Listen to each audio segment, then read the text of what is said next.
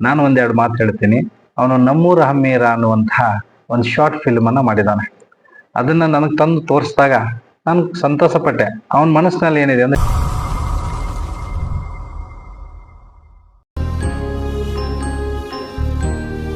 ಶ್ರೀ ಅನ್ನದಾನೇಶ ಕೊಳಿಕೊಪ್ಪದ ಹುಚ್ಚೇರಪ್ಪಜ್ಜ ಜನಿಸಿರುವ ಮತ್ತು ಪಾದವನ್ನು ಹಾಕಿರುವ, ಪೂಜಿಸಿರುವ, ತಪಸ್ ಮಾಡಿರುವಂತ ಈ ನೆಲದ ನಮ್ಮ ಪ್ರಶಾಂತ್ ಮತ್ತು ಅವನಿಗೆ ಬೆಳೆಯರ ಬಳಗ ಒಂದು ಒಳ್ಳೆ ಪ್ರಯತ್ನಕ್ಕೆ ಕೈ ಹಾಕಿದ್ದಾರೆ. ಆ ಪ್ರಯತ್ನದ ಫಲವೇ ಪ್ರಶಾಂತ್ RJ 67 ಅನ್ನುವಂಥ ಚಾನೆಲ್.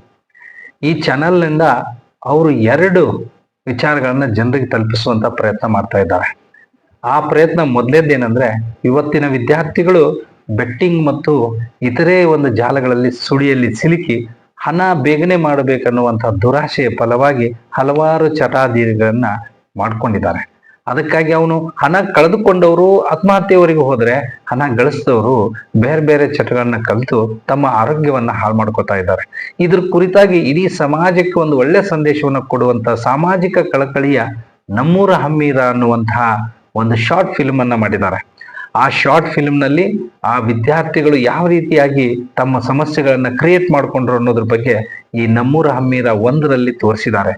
ಈಗ ನಮ್ಮೂರ ಹಮ್ಮೀರ 2 ಅನ್ನುವಂತ ಟ್ರೈಲರ್ ಅನ್ನು ಕೂಡ ಈಗ ಬಿಡುಗಡೆ ಮಾಡಿದ್ದಾರೆ. ಆ ಪ್ರಶಾಂತ್ ಮತ್ತು ಅವನ ಗೆಳೆಯರ ಒಂದು ಉದ್ದೇಶ ಉತ್ತಮವಾಗಿರೋದ್ರಿಂದ ನಾನು ಬೆಂಬಲಿಸ್ತೀನಿ. ಜೊತೆಗೆ ನೀವು ಬೆಂಬಲಿಸಬೇಕು. ನಿಮ್ಮ ಬೆಂಬಲ ಮತ್ತು ನಿಮ್ಮ ಆ ಒಂದು ಹಾರೈಕೆ ಅವ್ರ ಎತ್ತರ ಬರ್ಲಿಕ್ಕೆ ಸಾಧ್ಯ ಇದೆ. ಪ್ರಶಾಂತ್ RJ 67 ಇನ್ನೂ ಎತ್ತರಕ್ಕೆ ಬೆಳಿಬೇಕು.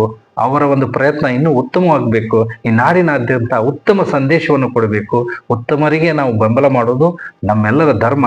ಹಾಗಾಗಿ ನನ್ನ ಹುಡುಗರು ಪ್ರಶಾಂತ್ ಅವರಿಗೆ ನನ್ನ ಬೆಂಬಲ ಸದಾಕಾಲ ಇರುತ್ತೆ ಅನ್ನುವಂಥ ಮಾತನ್ನು ತಿಳಿಸಿ ತಾವೆಲ್ಲ ಈ ಟ್ರೈಲರ್ ಅನ್ನ, ನಮ್ಮೂರ ಹಮ್ಮೀರ ಟ್ರೈಲರ್ 2 ಅನ್ನ ತಾವೆಲ್ಲ ನೋಡ್ತೀರಿ ಅಂತ ಭಾವಿಸಿ ನನ್ನ ಮಾತುಗಳು ಮುಗಿಸ್ತೀನಿ. ಧನ್ಯವಾದಗಳು.